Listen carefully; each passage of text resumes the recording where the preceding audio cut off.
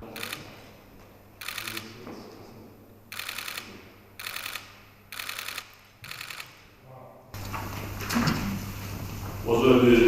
Руслан Садыкович, приветствую вас и делегацию Республики Узбекистан в Таджикистане. Прежде всего, хочу еще раз поздравить вас и в вашем лице весь дружественный узбекский народ по случаю успешно проведенных президентских выборов. Избрание Шавката Мирамоновича Мирзияева новым главой государства – это достойный выбор братского народа Узбекистана, и мы этот выбор уважаем. Уверен, что под его руководством и в тесном сотрудничестве с ним узбекский народ достигнет всех намеченных целей, а таджикско-узбекские взаимоотношения будут последовательно развиваться во благо наших народов. Ваш приезд дает нам хорошую возможность обсудить весь комплекс взаимоотношений наших стран. Отношения с соседним Узбекистаном были и остаются одним из приоритетных векторов внешней политики Таджикистана.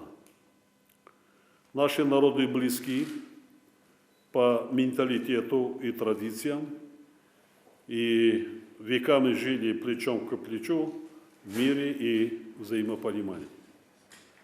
У нас твердый настрой на дальнейшее развитие данной позитивной исторической тенденции и в будущем в соответствии с коренными интересами двух государств и их народов. Не сомневаюсь в том, что итоги работы межправительственной комиссии станут еще одним шагом в сторону дальнейшего развития плодотворного и взаимовыгодного таджикско-узбекского сотрудничества.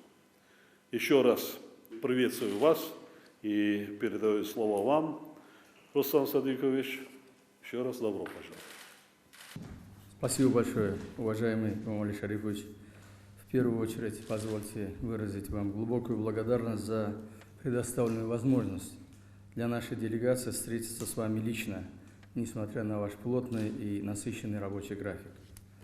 Узбекская делегация также искренне признательна за традиционное теплое гостеприимство, присущее таджикскому народу, и созданы прекрасные условия для пребывания в столице Таджикистана, городе Душанбе.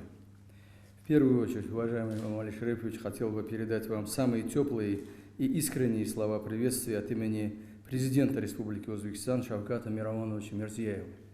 Благодарю вас за поздравления, которые вы передали через нас в связи с избранием Шавката Мирамоновича президентом нашей страны. Действительно, последние несколько месяцев были очень важны в истории Узбекистана.